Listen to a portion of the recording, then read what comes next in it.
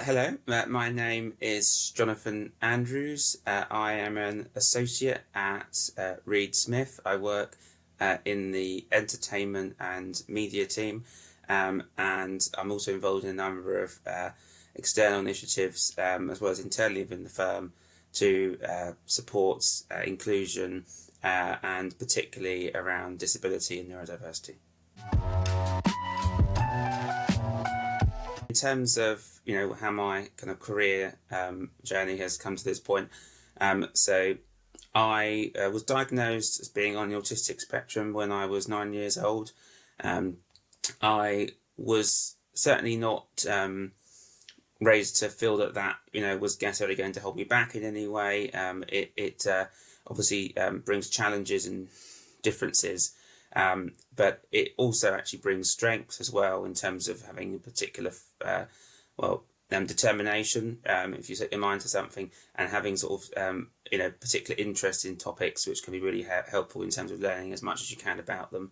And so I went through school, went to university, where I was interested in law, started to look into how to maybe get into a career in law. And when I was there was a lot around disability. I found there were open days I went to talk about inclusion for disability. I didn't necessarily find that there was a huge amount at the time, as 10 years ago, of people in the profession feeling able to be open about being autistic. And I thought actually, I was confident sort of speaking about it. I thought why shouldn't I sort of try to help? So I joined volunteered for a disability recruiter, which then worked with companies and HR teams across companies to sort of educate them about autism and neurodiversity. And that actually allowed me to build contacts within the profession. It allowed me to, get to know firms like Reed Smith. Ended up sort of qualifying there, and it meant that when I was applying for law firms like at Reed Smith, I was very much sort of saying, yes, I'm autistic, speaking about maybe the sort of support you might need, but also talking about the positives, traits you can bring, and talking about why employers should be thinking smart about this and recognizing that it can be an advantage to hire people who are determined, who are very loyal to employers a lot of the time, and who can think in different ways, provide different insights, have a real focus and determination and real interest in fully understanding topics, which as a lawyer can be an extremely helpful trait. And so went through in that regard, got my training contract, got qualified at Reed Smith, but throughout that have also been kind of advocating, sharing my story and maybe helping others to be open as well. And it's great to receive this recognition, because that's what it's all about, is increasing that visibility in whether it's law or anywhere else, helping people talk more about whether it's autism or neurodiversity more widely, or disability or mental health or whatever it is, and just helping that conversation so that other people can maybe coming up who are thinking about getting into professions can see people like themselves achieving within those professions. And that's kind of where I have got to the point I am now, and that's why I do what I do. So in terms of the kind of work I've been doing around neurodiversity and inclusion, we have a group called Leaders within Reed Smith. That started as a disability task force. It's now a group that works across all of our international offices, really promoting disability and neurodiversity and mental health.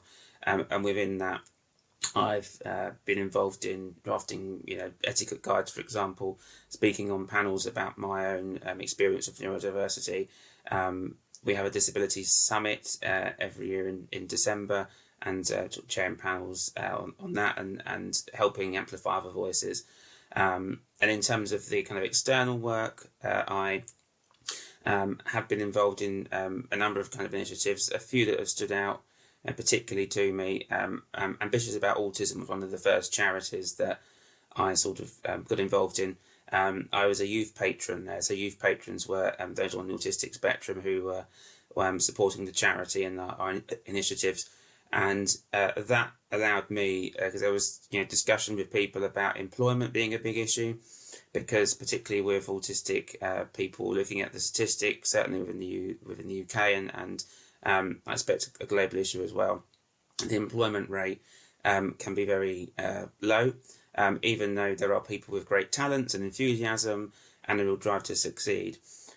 So I was involved in sort of spearheading their first Employ Autism campaign, and I collected case studies and personal testimonies from people, either autistic people who are either maybe in employment, who had experienced it previously or were trying to get into employment, sharing their experiences.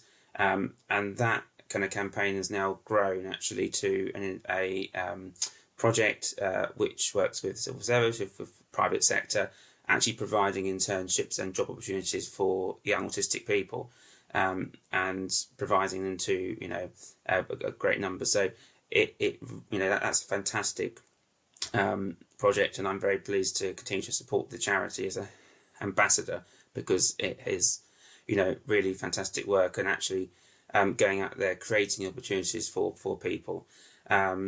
I'm also pleased to have been involved in lots of international work as well. So I've spoken at the United Nations on this. I've was one of the inaugural co-chairs of the Commonwealth Children and Youth Disability Network, working with the Commonwealth in terms of improving disability inclusion. Had the opportunity to speak with the now King Charles and Queen Camilla about disability inclusion and what can be done, and also observe on the International Trademarks Association's Diversity Council, again with that focus on neurodiversity and disability and inclusion of particularly across the piece, but particularly raising those profiles of neurodiversity and disability, and also the intersectionality within those.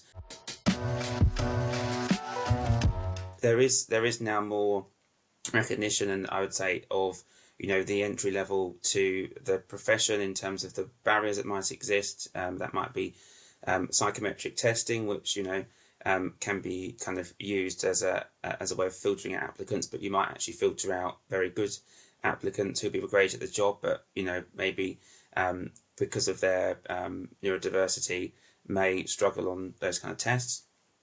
And also in terms of making sure that those interview processes are inclusive. It's important, particularly with autistic individuals. Sometimes interviews can be very difficult, and actually testing people on the job and seeing how they do on the job can be very beneficial, which actually is I would argue is more advantageous to anybody, but particularly when those ways sort of increases that kind of neurodivergent kind of inclusion. But I also think that it's important to also consider, once people are in those those jobs and you've hired people and you're using their talents, make sure you're using them to the full potential. And that includes looking at not just the entry level, but also every level of people's business, looking at are we making sure that there's a clear path of progression for promotion for people, neurodivergent people, to be able to step up to higher roles when they've got the experience and they're ready for it. Is there our more senior levels? Is there that visibility and inclusion, and supporting pipelines to that? If not, it might be that there are individuals and perhaps they are sort of not everybody necessarily wants to be open, but creating a culture in which you can foster openness and allow people to be open where they want to be is really important. If I had to share a key piece of advice to maybe those thinking about law or employment generally or other professions and starting to think about breaking in who are neurodivergent, I would say don't be ashamed of who you are and your traits. When it comes to autism, there can be sort of societal pressure because of maybe traits being seen in a negative way to maybe conceal them. But actually, when I was going into law, was very open about my autism, the traits that I had, actually the positive side of the traits that brought, for example, very key focus and real intense interest in certain areas, which could be really helpful in law, for example, and sharing about that. And then being open allowed me to, share about what I might need, but also talk about those strengths that, my neurodiversity gave me.